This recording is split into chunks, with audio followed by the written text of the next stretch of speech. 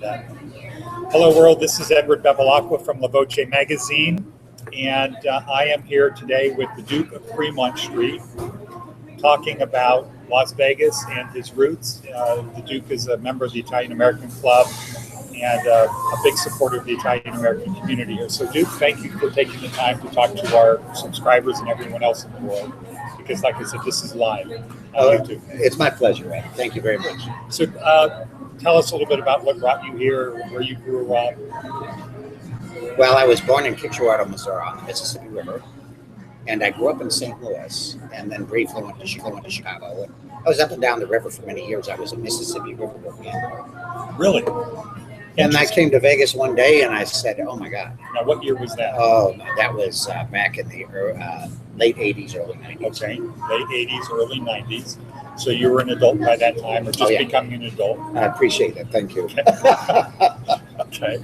And now you were a riverboat gambler. I sure was. And is that a real riverboat gambler, or was that like a job, a Disneyland type job? Or no, I was a real riverboat gambler before Okay. it became popular like it is today. Okay. And I actually played on riverboats. I played in private clubs. I played in back alley bars. I mean, it's just like you would see in the movies. Okay. And you're a professional poker player, right? Yeah, not a very good one, but yes, I am. Okay. And so I just want to show the world, this is an event that you have coming up, the fourth annual poker tournament, Pinstripes and Polka Dots. What's that all about? Well, I've been the host for the last 4 years. This is our fourth annual Pinstripes and Polka Dots. It's a tournament that benefits the Clark County Museum Guild, which for you people that are familiar with Vegas, that's down on Loder Highway. It's 30 plus acres. And the whole... Is this one that looks like a little town?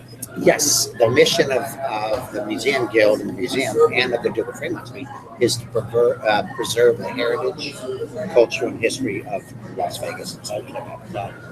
Does the Neon Boneyard fit into that? It sure does. In fact, I just went there a few nights ago, and it is fantastic. What a great experience. Okay. So for our viewers who are not from Las Vegas, what is that? What's the Neon Boneyard? Well, they're trying to preserve the old neon signs like we had back in the day, in the glory days of Vegas. Before, Vegas is a town that's kind of strange. It's a small town. Strange? Yeah, well, in the fact that rather than preserve, a lot of the people like to implode, destroy. Right. Okay. And I'm well, the land swimming becomes more valuable, right? Well, precisely. I just heard the Riv is going to be sold, and that's going to be one of our landmarks that goes away too.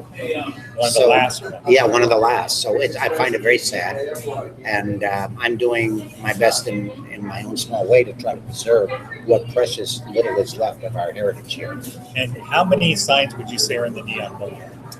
Oh, I'm guessing, I would say 100 plus probably. Okay. And these are big signs. Yes, a few of them have been, redone like they were back in the glory days, but most of them are the way they were when they were torn down. And I think here we have some things like outside is the silver, or that slipper. Yes.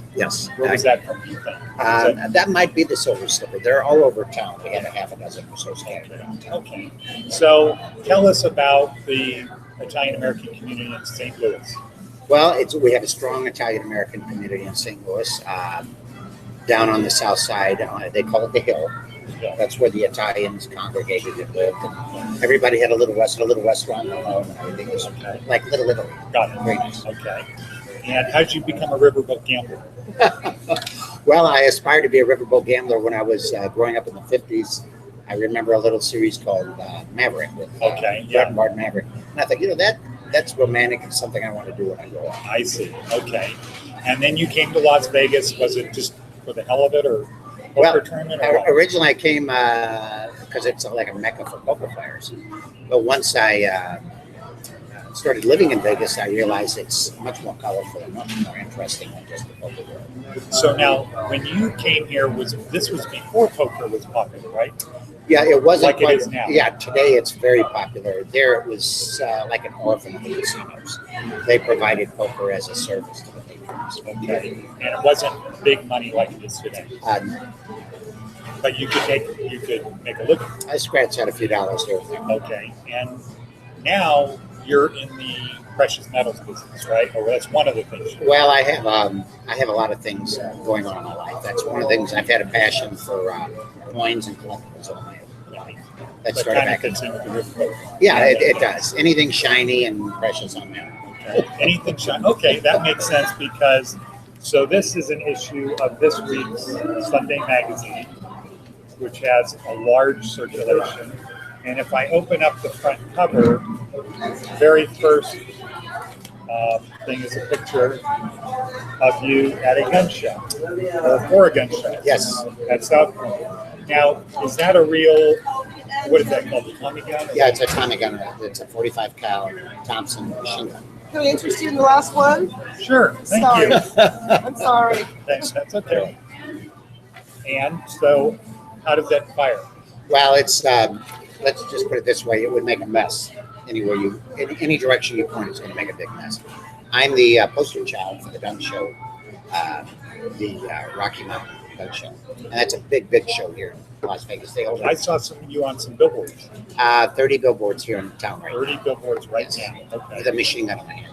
And which is very Las Vegas. It's very old Vegas, and it is part of the persona that I portray. You know, concealed weapons permits. What are they called here? CCWs, CCW. CCW. What was that stand? concealed carry weapon. Okay, Whatever. whatever. Okay. I just saw a story, I think it was in the Sunday, about the number of legislators in Carson City that are going to be packing in chambers. I think that's a great idea. It's like nine people, nine of our, and we don't have that many elected representatives, but 9 of them are going to be, that might be 20%. And why is that law a carryover, or what's the purpose of it? Well, I'm not sure what your question is there, Ed, but here, Why do so many people carry weapons? well, why Because shouldn't it's we? not safe. I mean, it's not dangerous. Well, I understand in your business. yes, but we live in a society that is very dangerous, and we live in a country that was built on the gun. Okay. The United States was literally built on the gun, and I'm a Second Amendment advocate. Okay. I mean, I'm the guy on the billboard with a machine gun, so I'm all about your right to defend Okay, yourself. we have a right to defend ourselves. Yes. But would you agree with this? Las Vegas is the only major city in the country where you can be walking down the street at 3 o'clock in the morning with $2,000 cash in your pocket, drink in your hand, and not really worry about getting robbed. Well, I always worry about it, but yeah, the general person, would probably have no worries because people are more concerned about which machine they're going to play that night. Okay. And we have a strong police presence here. Yes, we do. So, but I understand why a lot of people, there's a lot of members of the club that have permits, and it's just part of your daily attire, right? It's Don't part take of my it without outfit. Yeah, it's part of my clothing. Yeah, don't leave home without it. it. Okay. Even now. Keep that note, everyone. Keeps down all the loose talk. Yeah, right. Exactly. Just like so now in the riverboat days, people don't carry back there, right? Well, they sure did. I mean, they had. I mean, when you were playing. Oh yeah, Really? absolutely. Yeah, yeah. I'm from Missouri, and that is similar to Nevada. They have a very good outlook. I see. Okay, so it's not an issue. All right, so you grew up in the Italian-American area, the Hill in St. Louis. You became a riverboat gambler. Something brought you here. You liked it. You came out. That was in the late 80s, early 90s? Early 90s, yes. Okay. And I remember reading something you had a store here. But no, I've never really had a store. I've always done shows. I've never had a But I thought storefront or something. you got robbed or something. Well, I've been robbed more than once. I was robbed back in 2010, kidnapped, tortured, attempted murder, Okay. and robbed for But a that large wasn't in amount. your store. No, that was actually at a buy. I buy and sell both Oh. and silver. And one of the parties that I had run from the past set me up to kidnap me, torture, murder. And they you were accomplished tortured. most of that. Yeah. They tried to murder you, Yes. but you wouldn't die. Well, I didn't cooperate. And One of the culprits right now is spending the next 40 years to life. It's an NDS, which dropped her back to him as she's spending 12 and a half. I see. Okay. So The money let's was go. never returned, but my life was here. That's an important thing. Well, let's get back to a positive thing regarding. Well, that's positive to me, but I'm still here. Touche. That's a good point. Las Vegas today. What do you think? Well, I call Las Vegas my beloved Las Vegas because I'm absolutely in love with this town. It's not heaven on earth. We have a lot of areas where we stand improvement. But I don't know. I've traveled 6 continents. I'm a treasure hunter. I've traveled the entire globe, 6 continents. And I've never seen a place that is more suitable for me. So is that an Indiana Jones hat? No, this is one of my better hats. When I actually go into the bush, I wear like a safari gear. So What is his hat that he wears? It's a fedora. Okay. Same thing. It's very similar. Probably not quite as dressy. Okay. Yeah. Okay. So is that why? Well, So around the world, you have the same interests and desires? I'm a treasure hunter. I love the sense of adventure. I find it exciting. I find it romantic. I find it exhilarating. Huh. And it's nice to compare what we have in our lives with what others do. I've stayed with indigenous tribes that for the most part, have Central never America, South America. Central America, South America, Africa, Papua New Guinea. I've done with the cannibals. Huh. How was that like? It was fascinating, absolutely fascinating. And with all the indigenous peoples, I find them people that we can learn from. We've forgotten so much that they already know. We are making a living in Las Vegas, Nevada, which is, we have electricity, we have water. These people are making a living in the most remote, deadliest, darkest parts of the world.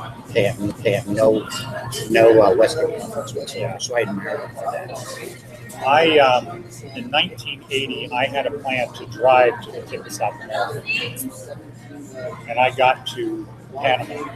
And then the Darien Gap stopped you probably. Well, it was just like a suicide mission. It is Really a suicide just mission.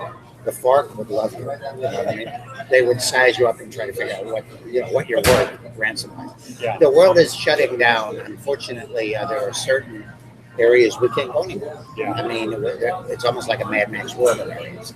So I feel very fortunate and blessed that I was able to experience all this. And these predators shouldn't bother you. The check's in the mail. Right, exactly. Why are you calling me now? What to do? Well, I always have to check in case the president calls. Of course. I have The president of to the take that call. Italian American Club. Well, Angelo. definitely, that's true, definitely. So, Duke, as I said, this interview is live. It's for the whole world. Anybody can be watching right now. Well, let me just say to your viewers, I had no idea I was going to be interviewed today. I'm looking very casual and very just Very off the judicious. cuff. And had I known that, I would have prepared a little more. But it's fun. Well, we will. So you'll be in the next issue of La Voce, Looking forward to it. and we appreciate all that you've done for the club Thank you very and much. for Ciao Tutti, and thank you for taking the time today. It's my pleasure. We'll see you guys here in Vegas. Thank you, world.